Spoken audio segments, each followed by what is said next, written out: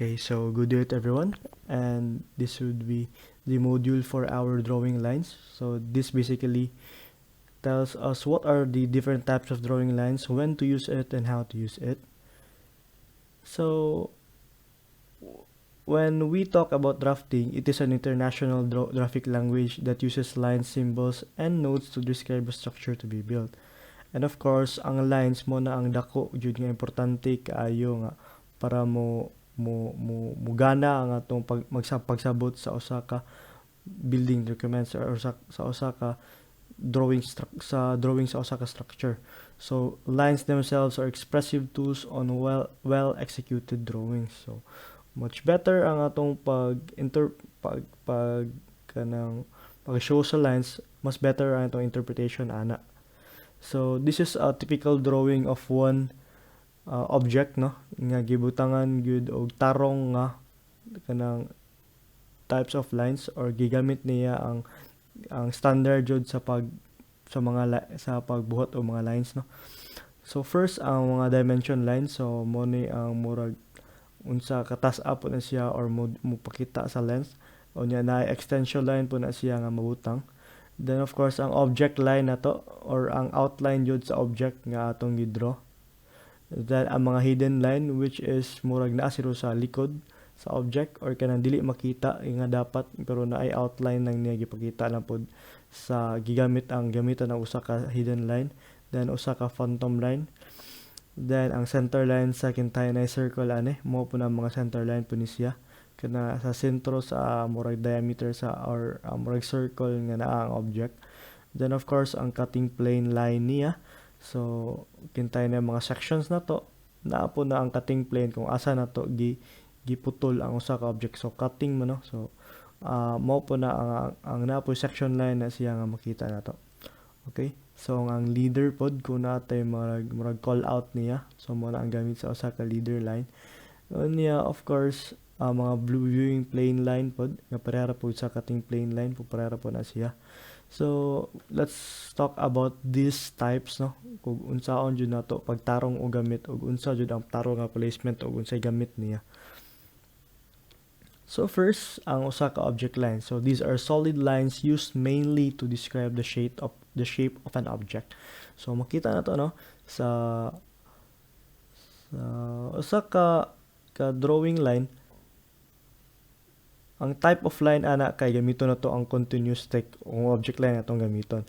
So naay recommended line thickness niya. Kung A0 ang atong gamiton, ang naa sa kintay ang atong thickness, ang 0.7 ang gamiton kung thickness kung in inches pa mo gana na mo na ang nasa parentheses no. So kung atong object line na to, kung ang A0 ang atong sheet or katong dako kayo nga sheet, 0.7 mm atong thickness ana. Kung ato pud sa A2, A3, A4, 0.35 ang atong object line. So these are paparehara po ni sila og thickness sa borderline po no. Mura po na ang gamit po sa atong drawing line.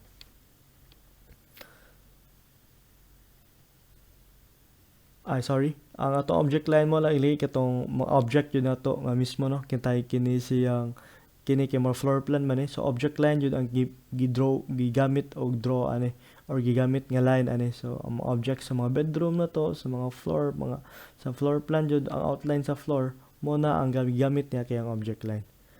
So next is ang borderline. So nakibaw na mo ta ani sa previous topic na to.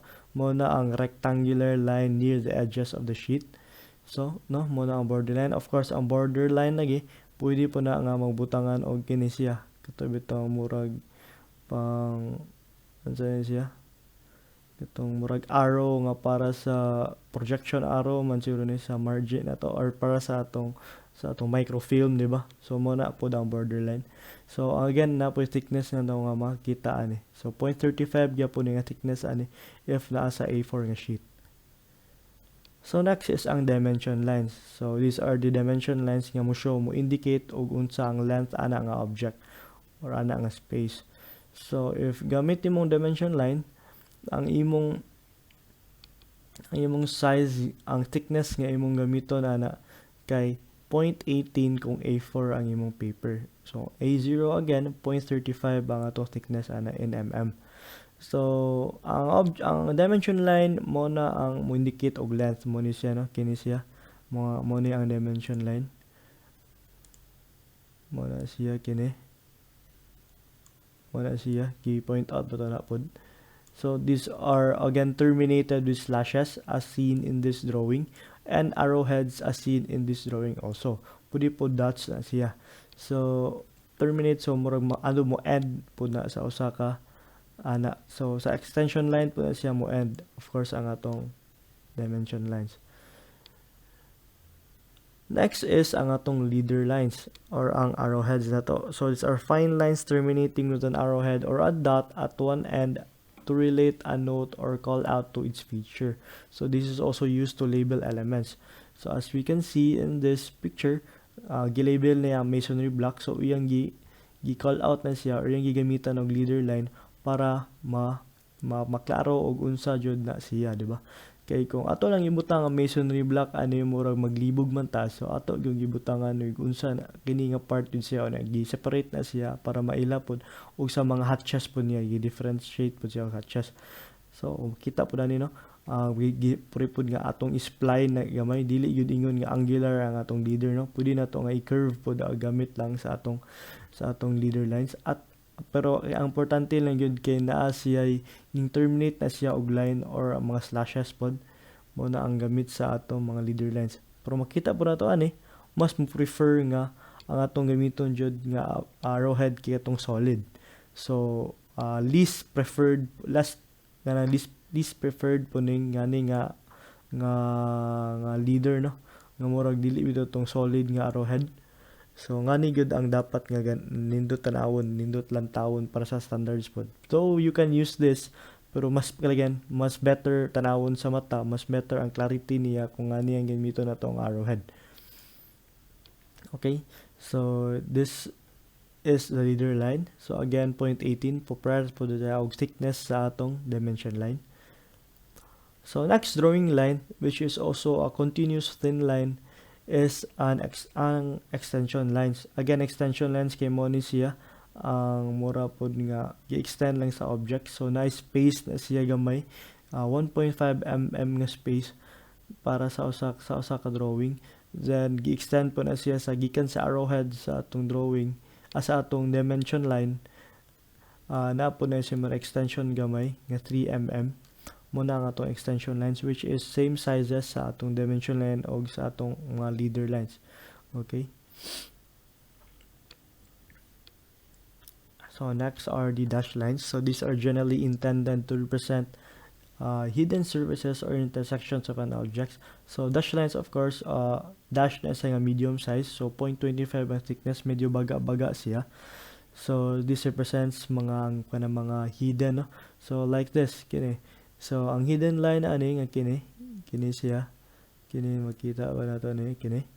So this represent an under counter appliance and hung kitchen wall cabinet. So katong naa sa ubos sa counter, I mean ang hang nga mga kitchen wall cabinets mo na gi-outline ani nga hidden line. So naa sa taas sa sink. So naay murag cabinet ana sa taas, di ba?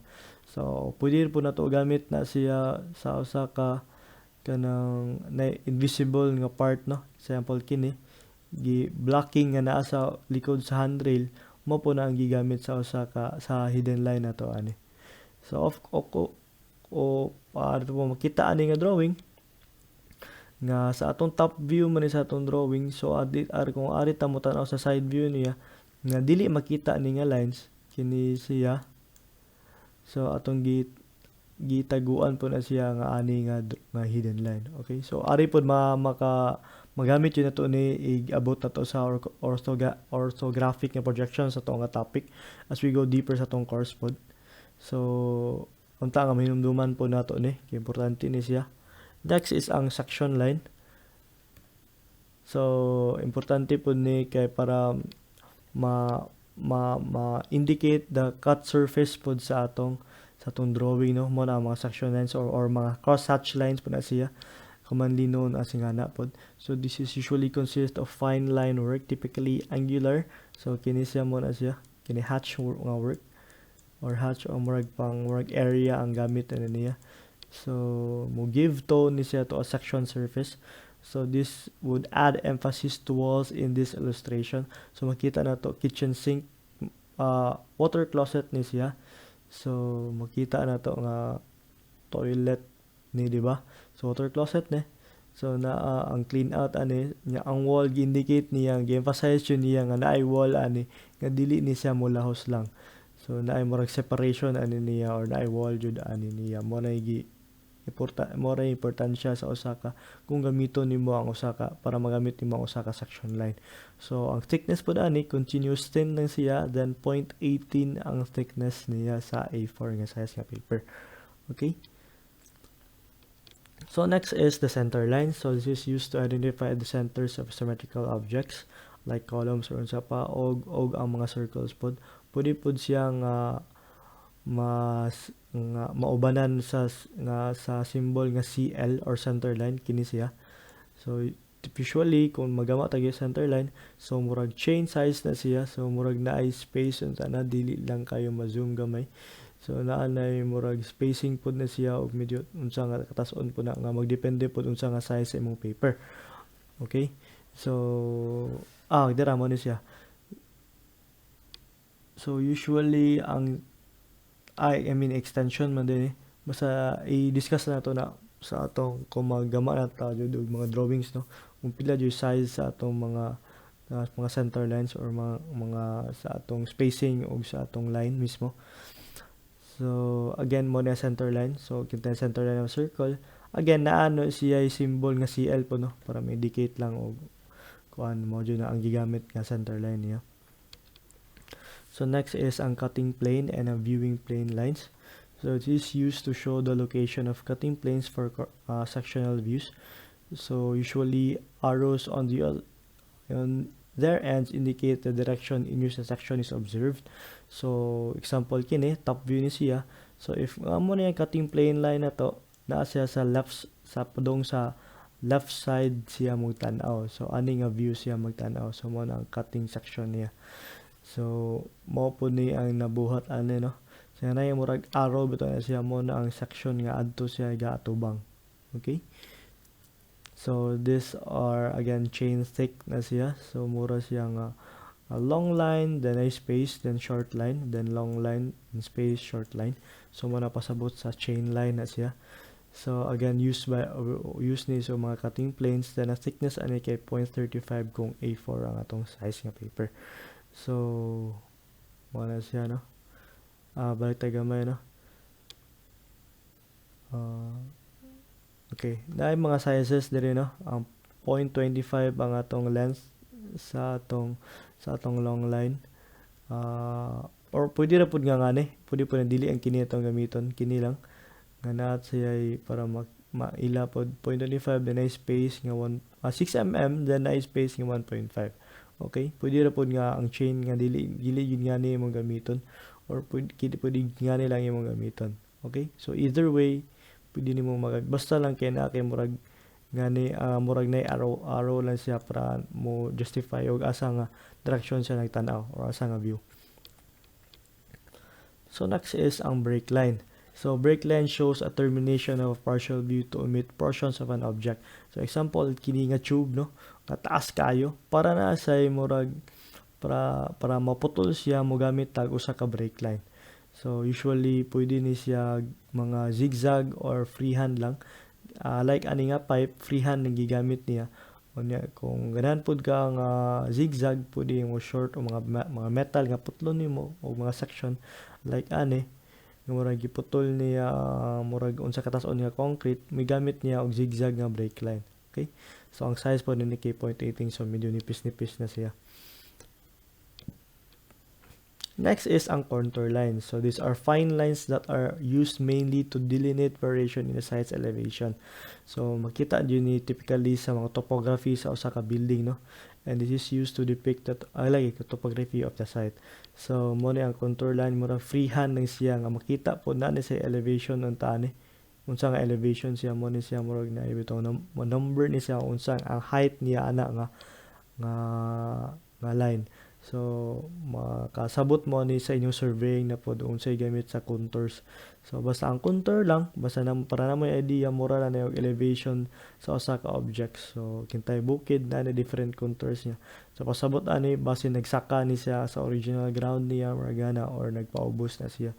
So magdepende na sa usa ka contour line. So mo na gamit sa usa pod sa atong continuous thin nga contour line nga 0.18 ang thickness. Kay samot na nga engineering ta, dapat nga kibawta ning contour line pod kay gamit pod ni kayo siya sa atong lesson pohon. Okay? So next is the property lines. So this would define the boundary of the property. Of course, then these lines are usually heavier sa uban nga lines. So 0.35 jud siya, pareha po ni siya og thickness sa usa ka borderline. So kintay mo na yung property na to, gi-enclose na po, di ba nato na siya ni mga muhon na ani? Muhon ka or dibakat or ka ng mga cylindrical nga mga concrete mo na mga muhon. Kung mukuan to mga yuta. O niya, kung magputang tao mga border gyud sa atong property line or sa mga delineation sa atong property line mo na ang gamito nato ni siya nga thickness ang 0.35 kung gamito nato na sa atong drawing. Okay? So, I think that ends our presentation sa atong types of dimension. Niya, mag-discuss lang ta ani further kung na nato example. So, thank you for listening and have a good day.